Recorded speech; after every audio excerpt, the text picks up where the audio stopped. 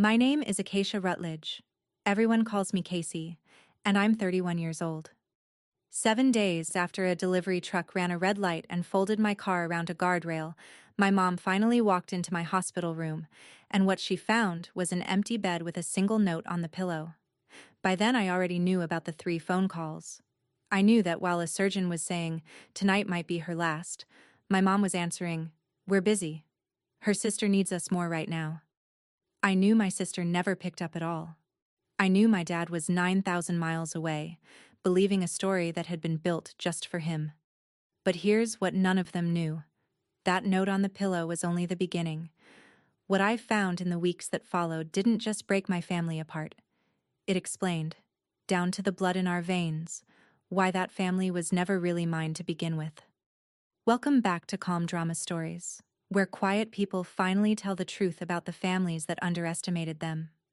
If stories about betrayal, backbone, and starting over speak to you, drop a comment below and be sure to subscribe. You won't want to miss what happens when the quiet ones stop staying quiet. 2 weeks before the accident, my life ran on a schedule that wasn't mine. I'm a nurse. 8 years on the med-surg floor at St. Bridget Regional, 12-hour shifts, and on the way home I'd swing by the pharmacy for my mom's blood pressure refill because I was already out anyway. I stocked her pill organizer every Sunday. I taped a color-coded med calendar to my parents' fridge, and my mom thanked me the way you thank a delivery driver. I had my own life, technically. A 1-bedroom walk-up I paid for myself, a job I was good at, one houseplant surviving out of spite. But the family group chat owned my evenings, and that spring it had a single subject. My sister Madison's wedding. Dress fittings, cake tastings, a 3-day crisis over napkin colors. Somewhere in the middle, Biscuit, Madison's French bulldog, tore a ligament in his knee, and the chat treated it like a heart transplant. My dad was the only one who ever changed the subject. He was in Singapore for 5 weeks, installing a packaging line for the company he'd given half his life to. Every call started the same way. How's my girl? He only ever meant me. The week before he flew out, I'd helped him dig through his study for his passport. Junk drawer, rubber bands, a fistful of church blood drive pins going back 20 years. My dad donates blood like it's a competitive sport. I laughed at the pins, shut the drawer, and thought nothing of it.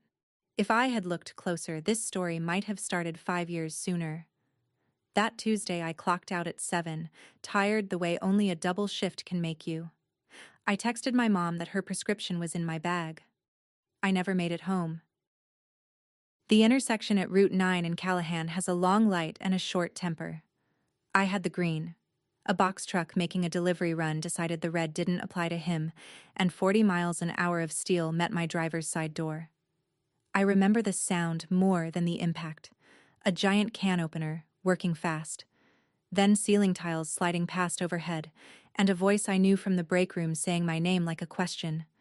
They brought me to my own emergency room. There's a special embarrassment in bleeding on people you eat lunch with. I drifted in and out while the trauma team ran the alphabet on me. The words I caught weren't good ones. Pressures dropping. Bellies filling. Somewhere in there, my spleen had torn open and was quietly pouring my blood supply into places it didn't belong. Nobody needed my permission to fix it. When you roll in unconscious and dying, consent is implied. The law assumes you'd like to live. But there's a protocol for family. Someone pulls your emergency contact and makes the call, so the people who love you can get in the car. Mine was on file with Human Resources, same as it had been since my first day, Lorraine Rutledge. Mother. I used to think of that line on the form as a formality, a box you fill in and forget. Like your middle name. I know better now. That line is a bet you place on a person, years in advance, payable on the worst night of your life. They wheeled me toward the operating room a little after 9. My blood pressure was a suggestion at that point, and somewhere above me, at the nurse's station, a phone was already ringing. I wasn't awake for any of this. I've pieced it together since, from the one person who was on the other end of that phone. Nora Feeney, charge nurse, my best friend of 9 years, the woman who dialed my mother's number 3 times in one night. The first call went out around 8:45. Nora kept her voice in that steady clinical register we're trained to use. Your daughter's been in a serious accident. She's unconscious. She's going into emergency surgery. You should come now. My mom didn't ask which hospital. She didn't ask if I was going to live. There was a pause, Nora says, with boutique music playing behind it. And then, we're busy. Her sister needs us more right now. Then she asked to be kept posted, the way you'd track a package. The second call came from the trauma surgeon himself before they opened me up, because the numbers were ugly and he believed in giving families the truth. He got the same wall. The third call was Nora again, a little after 11, when I was out of surgery but not out of the woods, pressure still sliding, more blood going in than staying put. She said the words nurses only say when we mean them. If there's family who wants to be here, tonight might be her last. My mother's answer in full, keep us posted. Nora also tried Madison, straight to voicemail. A text came back half an hour later. She was at the emergency vet with Biscuit, and Mom's handling it. Somewhere across town, my mom was handling it from the good chairs at a bridal boutique, and my sister was holding a French bulldog's paw. I was 31 years old, and my next of kin had put me on hold. Nobody came. Not that night. Not the next. I woke up on day 3, minus a spleen, with a breathing tube fresh out of my throat and a voice like a rusted hinge. Waking up in the ICU is nothing like the movies. It's slow and stupid and humiliating, and you cry a little for no reason, and a nurse you trained 2 years ago pretends not to notice. I did my own inventory, because of course I did. Splenectomy, 3 broken ribs on the left, a fractured wrist in a splint, a concussion that made the ceiling swim if I turned my head fast. My phone had died at the scene, crushed somewhere between the door and the pavement, along with most of the car.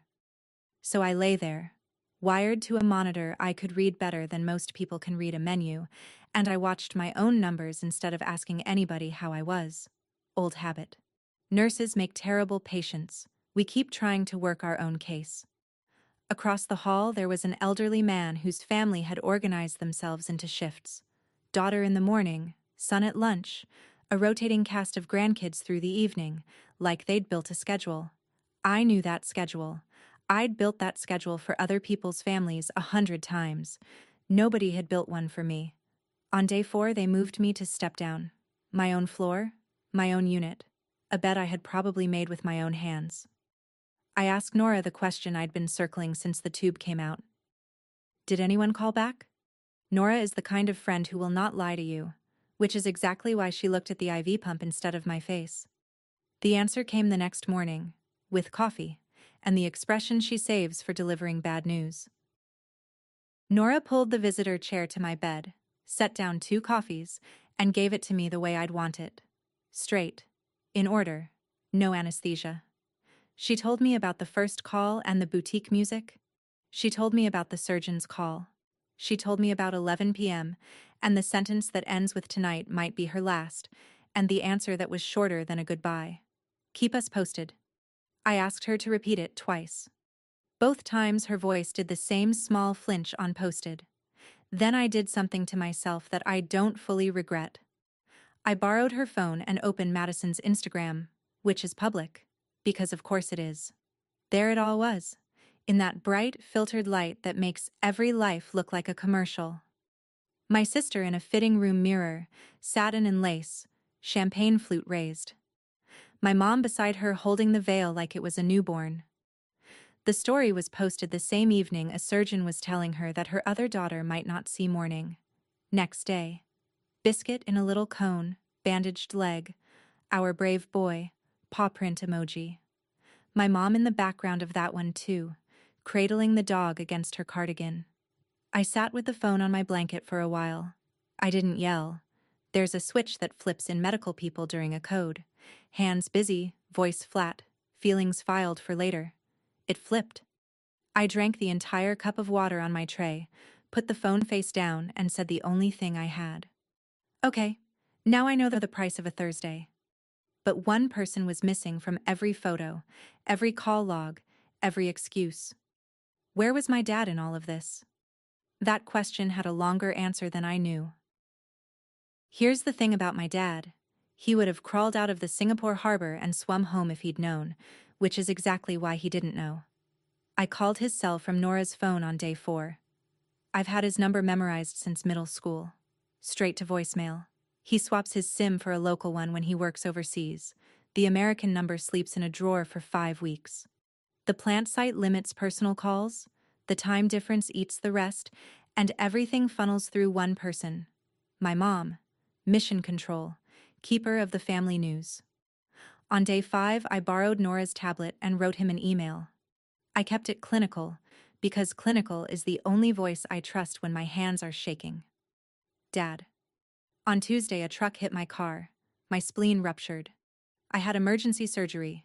3 broken ribs, a fractured wrist, a concussion. I'm stable now. I've been alone here for 5 days.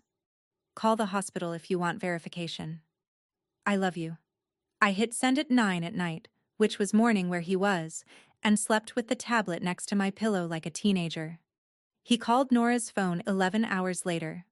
I will hear that first sound he made for the rest of my life. Not a word. Just air going out of a man. Then, Casey. Your mother told me it was a fender bender, a few bruises. She told me not to cut the trip short, that she had it handled. Handled. There was a long quiet on the line while both of us did the same math. She hadn't just failed to come, she had managed the story. Before he hung up, my dad said one more thing, very evenly, and it scared me more than shouting would have. Don't tell your mother I know. Let me look at her face when I walk in. By day 7, I was cleared to leave. That part surprises people, but it's routine.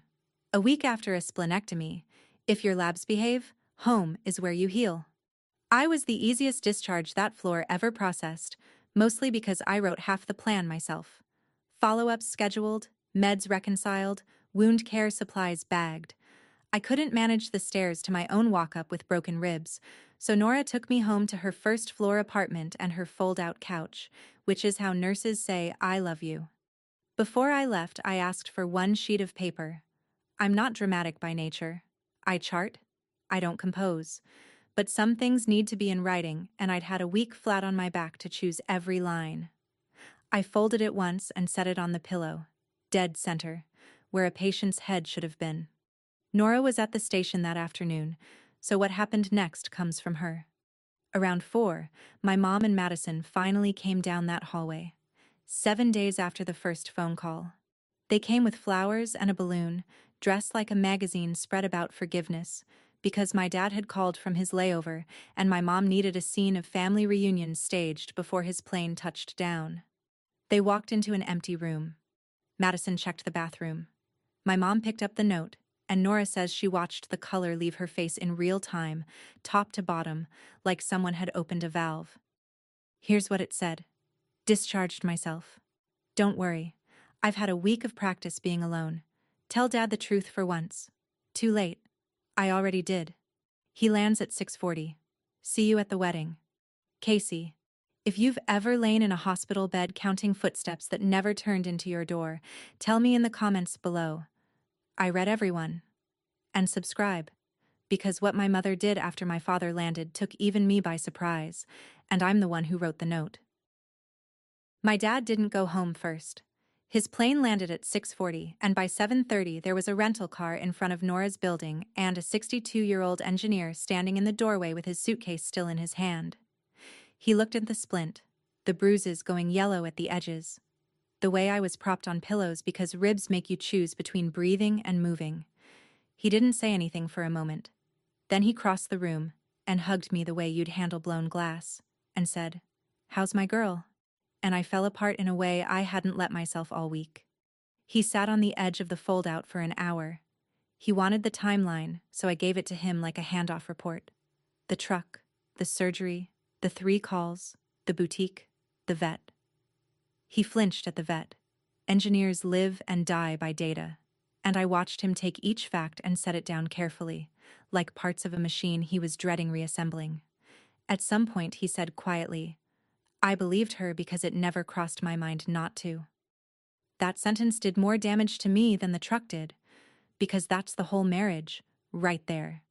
A man who tells the truth, assuming everyone else is doing the same thing. He asked why I discharged myself before they came. I said hospitals are for healing and that room had stopped being useful for it. He almost smiled. Then he stood, picked up his keys, and the warmth drained out of his face into something level and cold that I'd never seen on him. Get some sleep, Casey. I'm going home to ask your mother one question. I got the account of that night in pieces over the next few days, mostly from my dad. He walked in with the suitcase and asked his one question. Why did you tell me it was a fender bender? And my mom, I have to hand it to her, did not miss a beat. She cried at the correct volume. She explained that she hadn't wanted him to abandon the Singapore contract, that the completion bonus mattered for their retirement, that the doctors made everything sound worse than it is. They always do. And that she'd been planning to bring me home to recover in my old bedroom. She had sheets in the dryer that very minute. It was a good performance with one flaw. It answered logistics. And he had asked about love. When he brought up tonight might be her last, she said hospitals say that for liability. When he brought up 7 days, she said Casey is so independent.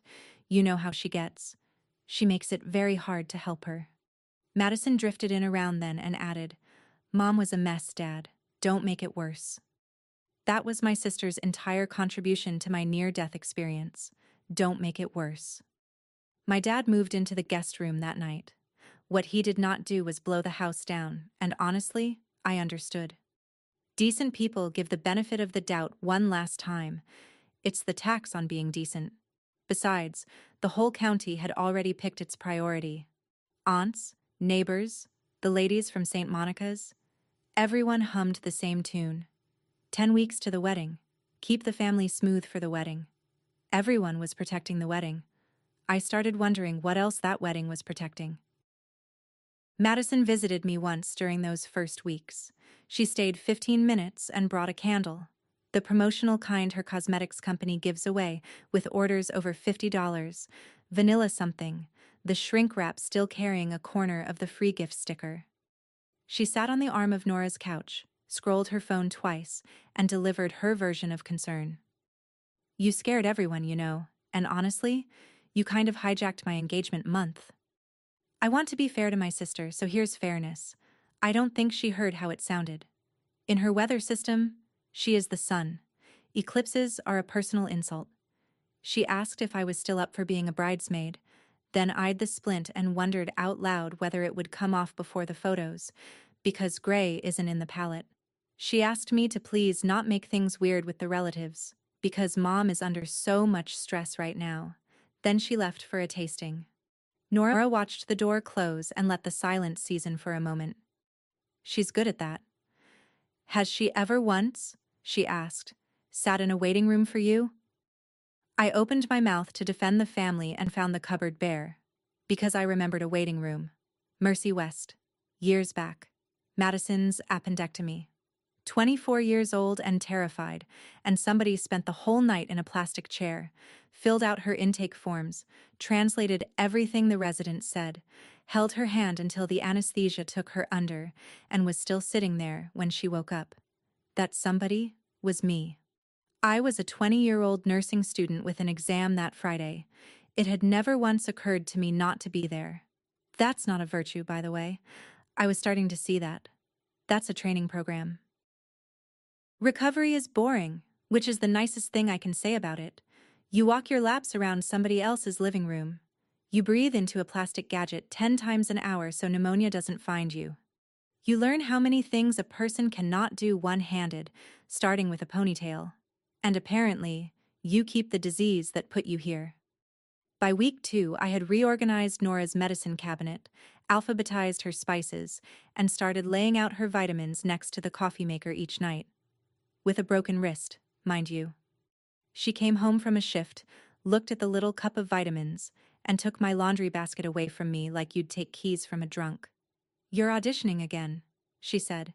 Sit down, you already have the part, it's called Being My Friend. I laughed, and then, embarrassingly, my eyes stung, because nobody had ever put it that plainly. I'd been auditioning my entire life. Be useful, be easy, Be no trouble, and maybe this family will keep you. My job just made the audition professional grade. That night, I sat up with my laptop and did something I'd been avoiding. I went through the old family photos my cousin had scanned into a shared album years ago. Birthdays, graduations, Easter after Easter. Once you see it, you can't stop seeing it. Madison, front and center, my mom's arms wrapped around her like a seatbelt. My dad, off to one side, hand on my shoulder. And me, edge of the frame, half cropped, or missing entirely because I was the one holding the camera. 31 years of composition. I kept asking the photos the question I'd been asking the ceiling all week. What did I do wrong? Wrong question. The right one was sitting in my father's junk drawer, printed on 2 little cards, waiting for me to be ready. 6 weeks out, ribs mostly knitted, splint off, cleared to drive short distances. I accepted an invitation to dinner at my parents' house. I wasn't ready. I went anyway, because refusing forever isn't a plan. My mom cooked what she announced as my favorite, chicken and dumplings. It was my favorite when I was 12. I've been vegetarian-ish for a decade, a fact she has been told at least 10 times and has never once retained, because retaining it would require looking at me. The table was staged like a set. Cloth napkins, the good candlesticks, place cards for 5 people. With me seated where the lighting flattered the centerpiece. My mom spoke almost entirely in the future tense, and every sentence was about appearances. We'll put this whole awful spring behind us. It'll look so wonderful to have both my girls up there at the wedding. People have been asking about you. I've told them you're thriving. My dad said almost nothing the entire meal and watched her the way he reads a blueprint he suspects has an error in it somewhere. Toward dessert, she reached across, squeezed my wrist, the recently fractured one, naturally, and delivered the line she'd clearly rehearsed in the mirror. Everything I did to keep this family whole. I said nothing. I was off the clock. I let the statement chart itself. On my way out, I stopped in the study because Dad had asked me to grab his reading glasses off the desk. The junk drawer was open an inch.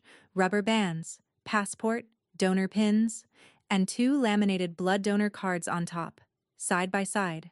David Rutledge, type O negative, Lorraine Rutledge, type A positive.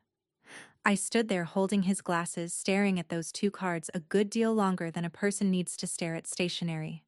Something in the back of my head had started to itch. That night I couldn't sleep, which I blamed on the ribs, which was a lie. I lay on Nora's fold-out running numbers, because that's what my brain does at 2 a.m. It charts. My blood type is a negative. I've known that my whole adult life.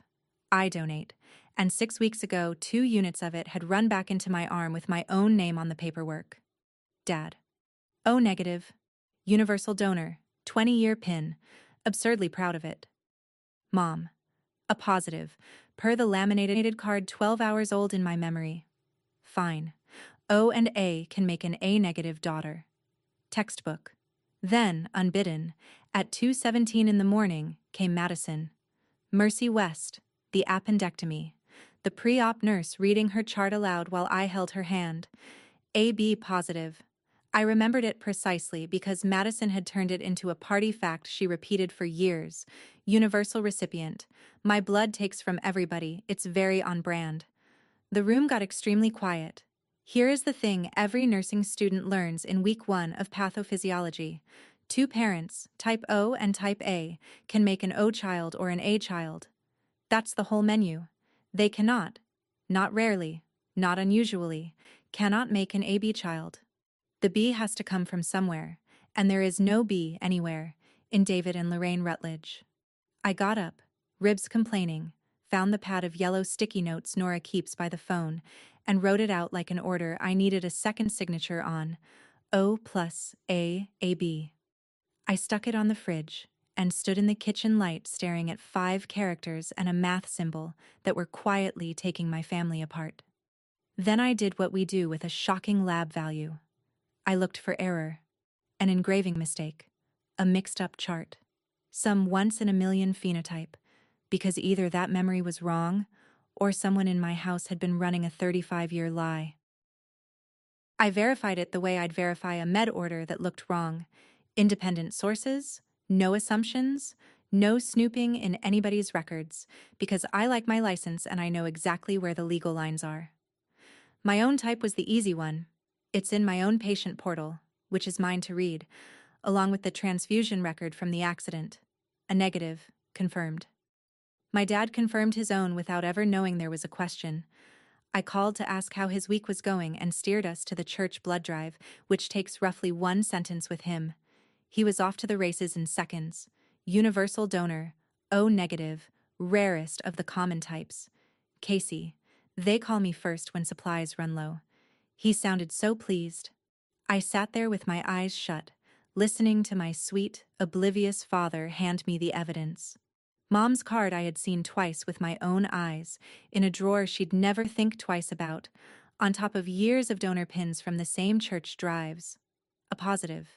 And Madison's I didn't need paper for. I'd heard it read off her chart in pre-op, and then heard her repeat it at brunches and bachelorette weekends for a decade.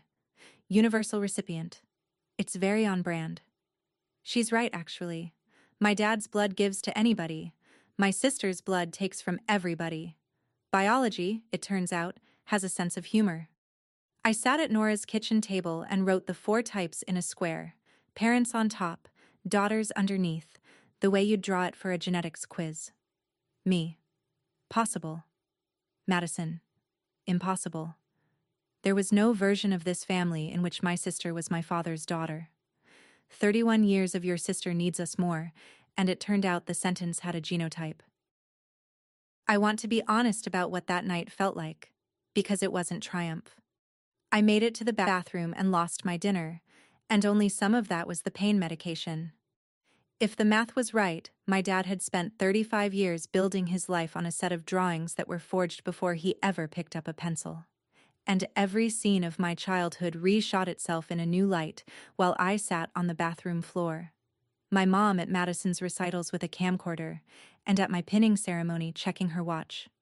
The way she fought like a wolverine for Madison's spot on the cheer squad and forgot the date of my boards. The trip to Disney that happened while I was at church camp. I used to run those memories looking for my mistake, some flaw in me that explained the temperature difference. There was never a flaw. There was a code.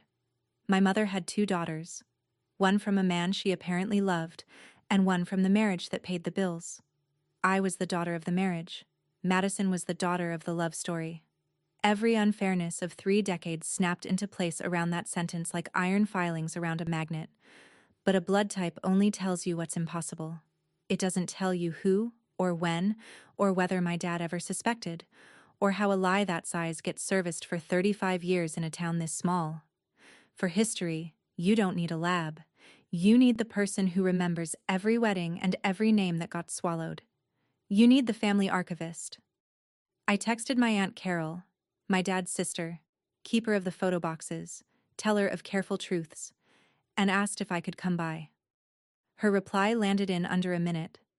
I wondered when you'd come. Aunt Carol's kitchen smells like percolator coffee and lemon oil, and it is where this family keeps the truth it can't display. She poured, sat, folded her hands and said, "Ask." So I asked about 1990. It came out of her like something long rehearsed and never performed. My mother was 23, working the counter at her father's hardware store, and in love, the real kind, Carol said, the kind you can see across a parking lot. With a smiling car salesman named Frank Delaney, everybody assumed a ring was coming. What came instead was an heiress, the only daughter of a man who owned dealerships up the interstate. Frank did his math and married the inventory. He was gone by June. And 2 months later, my mother was suddenly, urgently engaged to David Rutledge, the quiet young engineer from St. Monica's who'd been carrying a torch for her since high school and couldn't believe his luck. They married that fall, in a hurry that was explained as romance. Madison arrived the following spring, 5 weeks early, according to the announcement. Carol paused. 9 pounds, Casey, the biggest preemie the nursery ever saw. My mother said it out loud at the christening once, and never got invited to another one. Then Frank's wife passed away. 2006, no children, and Frank Delaney came home and bought the local dealership. Delaney Motors. the one with the flags. Carol looked into her coffee for a long moment. About 15 years ago, she said. She'd stopped at a rest area out on Route 9 and seen her sister-in-law's scarf hanging in a Delaney Motors loaner, and her sister-in-law laughing in the passenger seat. And she had told herself it wasn't her circus, and she had been telling herself that ever since. "I owed you this story sooner," she said. Then she slid a shoebox of photographs across the table. "There's one in here your mother begged me to burn. I didn't." My mother has attended book club every Thursday evening for as long as I can remember, 20 years of Thursdays, and I have never once seen her carry a book. That's the kind of detail you don't examine when you're busy auditioning. The next Thursday, Nora drove. I wasn't cleared for long stretches behind the wheel yet, and we rolled slowly past the condominiums on the east shore of Mercer Lake, where, according to Carol, Frank Delaney has lived since he came back to town. I'd told myself we were just eliminating a possibility. Nurses double-check. And there it was. Third space from the entrance, under a security light that might as well have been a spotlight. My mom's champagne-colored Lexus, the one with the parish parking sticker and the vanity frame from Delaney Motors that I had never thought about even once. Up in the second-floor window, a lamp, and two silhouettes against the curtain, and one of them tipped her head back, the way my mother does when she laughs at something she wants a man to think is funny. I did not take a picture. I want that on the record. Whatever I am not a woman who builds a dossier on her own mother. I'd seen where that road goes, and I wanted no part of it. I sat in Nora's passenger seat for 10 quiet minutes, watching a lamp burn in a window, letting 20 years of Thursdays reorganize themselves into what they had always been. Then I said, "Okay. Drive." I didn't need evidence. I needed to stop hoping. If you've ever watched a truth park itself under a streetlight and still wished you were wrong, leave a comment. I read everyone. And subscribe, because my mother's next move wasn't an apology. It was a checkbook. The summons came sweetly, as they always do. "Sunday dinner, just us girls," her text said, with a heart, as if the last one had gone so well. I went, because by then I was doing something I'd never done in that house, observing instead of performing. It's remarkable what you see when you stop trying to be seen. She'd made lemon chicken and talked wedding logistics for half an hour. Flowers, the head table, whether the DJ could be trusted with the daddy-daughter dance. Then, with the studied casualness of a woman merging onto a highway, she got to the point. "I hear you visited your Aunt Carol." I said I had. "She's getting older, you know. She embroiders. Half her stories are other people's stories with the names moved around. I'd hate for you to take some tale of hers to heart." I gave her the face I use for patients who tell me they definitely haven't been skipping their meds. Pleasant. Neutral. Unpersuaded. "She made good tea," I said. My mother studied me across the tablecloth for 3 long seconds, and I watched something I'd never seen in her before. Uncertainty. She changed the subject to centerpieces, but all through dessert her thumb kept finding her wedding ring and turning it, around and around, like a lock she was checking. I drove back to Nora's. 20 minutes, I counted the lights, replaying it. She hadn't asked what Carol told me. She'd asked whether I believed it. Those are different questions, and only one of them is the question of an innocent woman. 2 days later, at 4 in the afternoon, the doorbell rang at Nora's apartment. My mother stood on the step, alone, lipstick perfect, holding a plain white envelope. And I knew before she opened her mouth that it wasn't a card. She came in, declined coffee, sat on the edge of Nora's armchair like it might wrinkle her, and slid the envelope across the coffee table with 2 fingers. Inside was a check for $20,000. Her voice went soft and maternal, a register I hadn't heard aimed at me since I had a fever in 4th grade. "Mom knows this year has been too much for you. The accident, the stress. This is for a new car, and whatever the insurance didn't cover. We want you whole again, sweetheart. Healed. Before the wedding." I looked at the check. $20,000 is a real number. A totaled car, 3 months of copays, a chunk of my deductible. She watched me look at it, And then she added the sentence she could not resist, the one she'd come to deliver. And all this ancient history people are suddenly so interested in. My life before your father, my old friendships. That's grown woman business, Casey. Family peace is worth more than gossip. I need my girls beside me these next few weeks. Both of them. Smiling. There it was. Nobody in that room had said the name Frank Delaney. Nobody had mentioned Thursdays, or blood, or 1990. I hadn't accused her of a single thing. And here she was, negotiating terms. You don't pay hush money for a rumor you believe is false. You pay it for one you know is true. I understood, with a clarity that was almost peaceful, what I was holding, an invoice with my name on it. A price tag for the same silence I'd been providing free of charge for 31 years. She'd only come to formalize the arrangement, my compensation package, at last.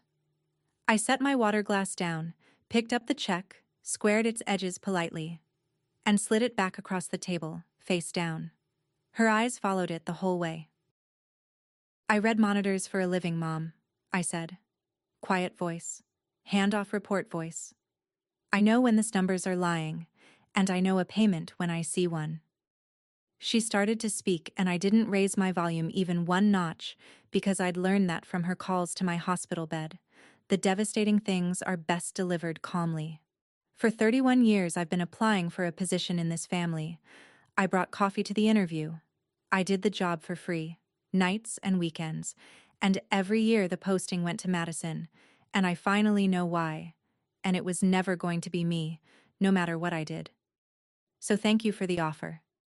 I nudged the check another inch toward her. I'm done applying.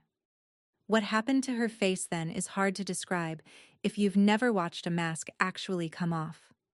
The maternal softness didn't fade.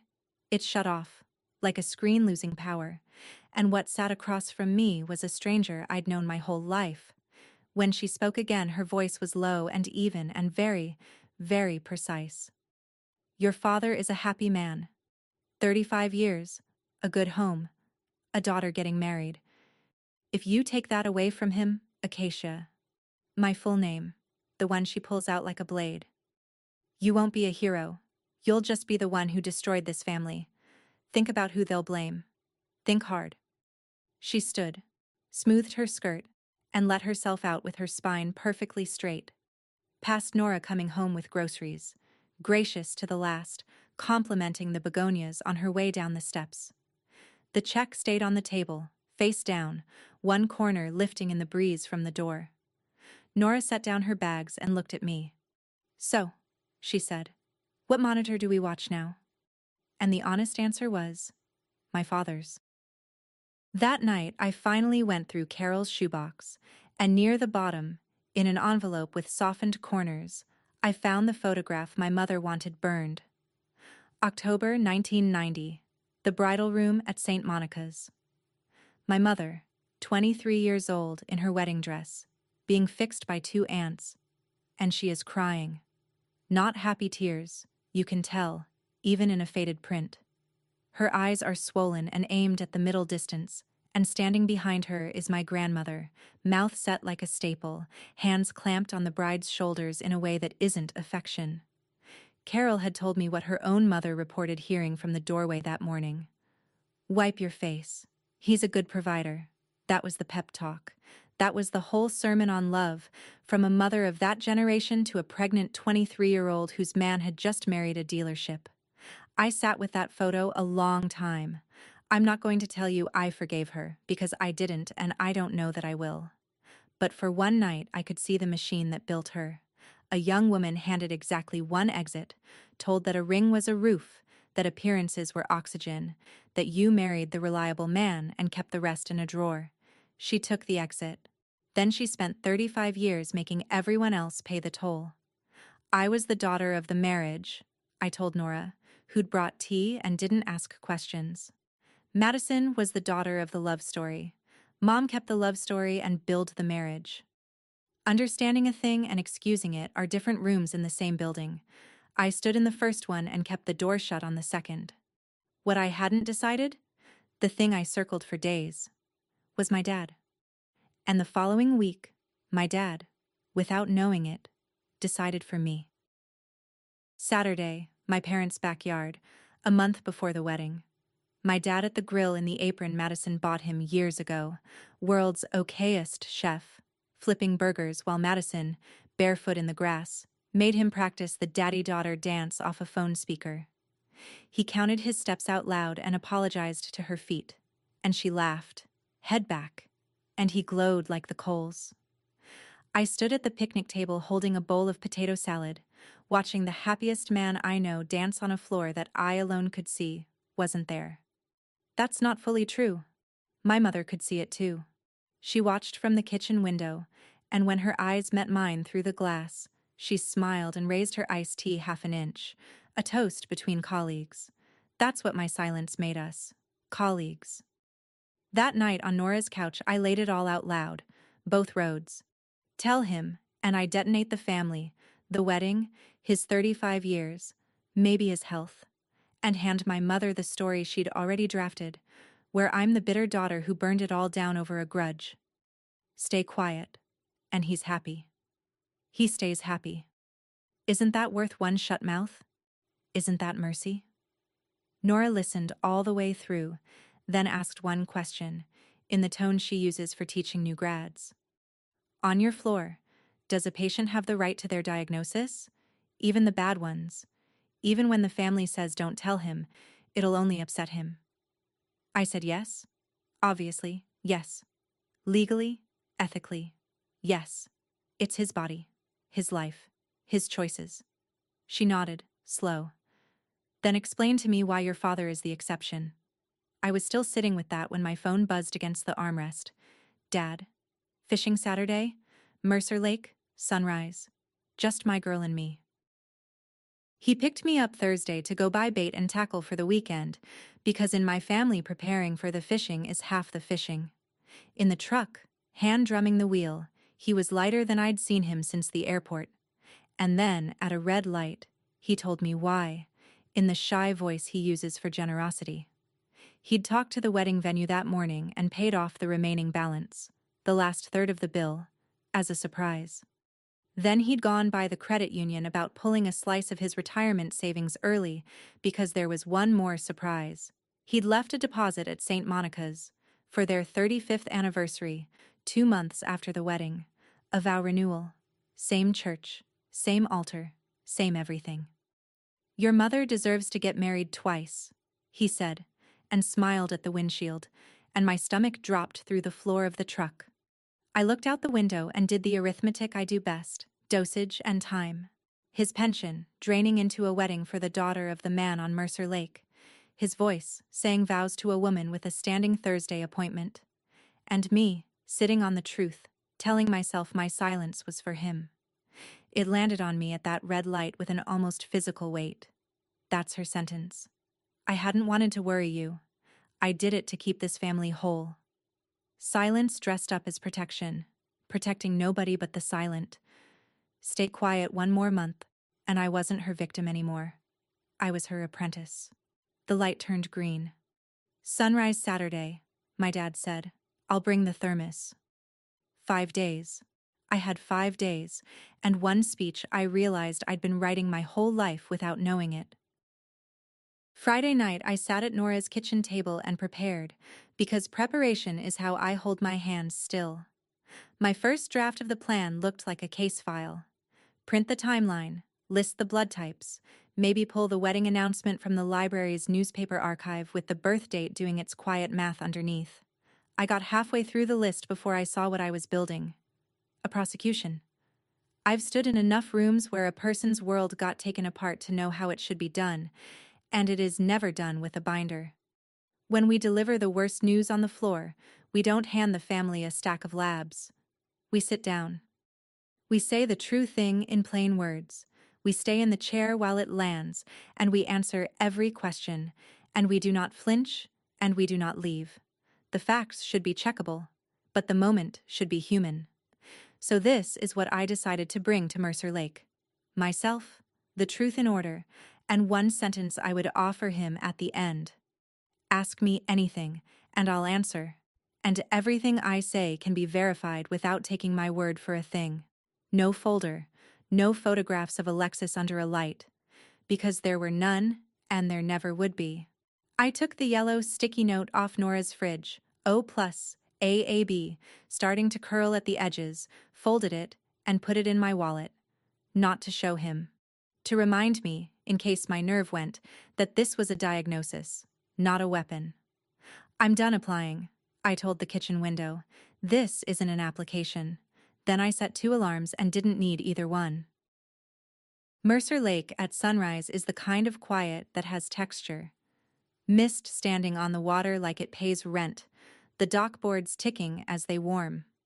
My dad backed the truck in, handed me the thermos, and set up 2 folding chairs and 2 rods with the unhurried ceremony he brings to anything that matters. For a while we just fished, which in our family means drinking coffee and watching bobbers do nothing. He told the story he always tells here. Me at 9, hauling in the biggest bass either of us had ever seen, then crying until he released it, because it probably had a family. You apologized to the fish, he said, wheezing with laughter. You checked on it. 9 years old and already doing rounds. The mist moved.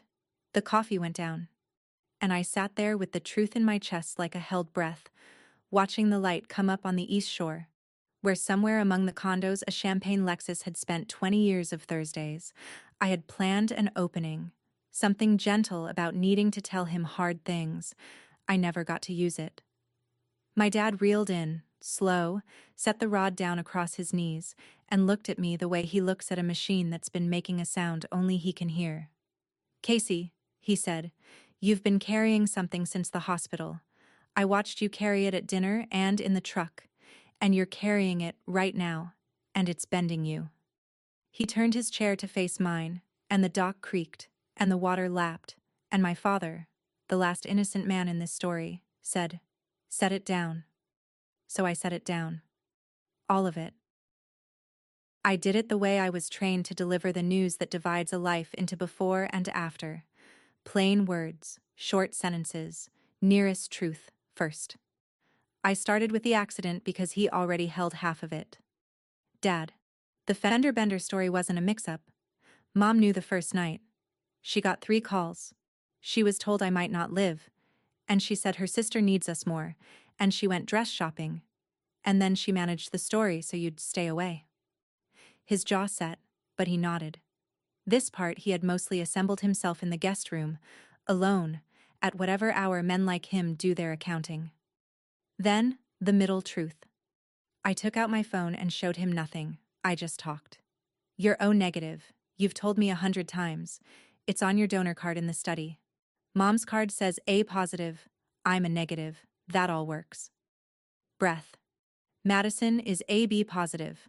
I was in her pre-op room at Mercy West. I heard it read off the chart. And you've heard her joke about it for years. Universal recipient. I watched my engineer father run the problem, because blood inheritance is just logic gates, and he built logic gates for a living. O gives O, A gives A, or O. I watched him reach for a B and find the cupboard empty, and I said the sentence out loud anyway, because he deserved to not be alone with it. 2 parents with O and A can't make AB, Dad. There's no version of the biology where Madison is yours. And then the far truth. All of it, in order. 1990. And a car salesman named Frank Delaney, who married a dealership instead of the girl from the hardware store. A wedding arranged in 2 months. A 9-pound baby announced as 5 weeks early. Frank, widowed, back in town since 2006, and 20 years of book club on Thursday nights, and a champagne Lexus that parks on the east shore of this exact lake. I'm not asking you to believe me, I said. Ask me anything. Check everything. I'll sit here as long as it takes. Then I did the only other thing I know how to do at a bedside. I put my hand over his hand, and I stayed. The bobbers drifted. His jaw ticked, slow and steady, like a monitor.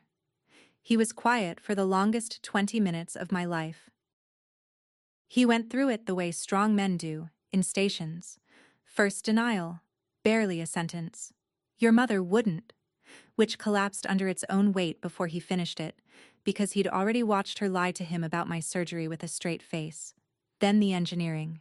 He stared at the water and muttered the gates to himself. O gives O. A gives A or O. Checking my math with everything he had, hunting for the loophole. There is no loophole. I watched the moment he accepted the result, because his shoulders moved the way shoulders move when something heavy gets set onto them for keeps.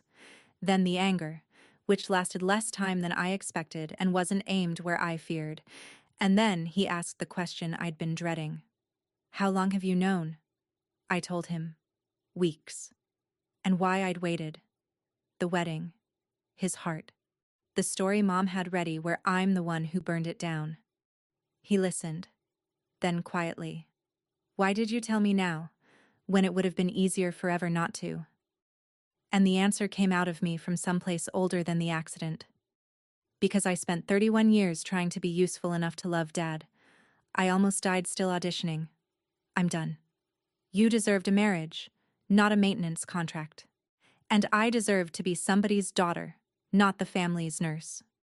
My father looked at me for a long moment, and then my father cried, the way men cry who were never taught how, briefly, furiously, like weather. When it passed, he picked up his rod, cast it back out, and told me his decision with the water carrying his voice. I raised Madison, taught her to drive, sat up when she had the croup. 35 years. That part of my life was never a lie. She was never the lie. Cast. Drift.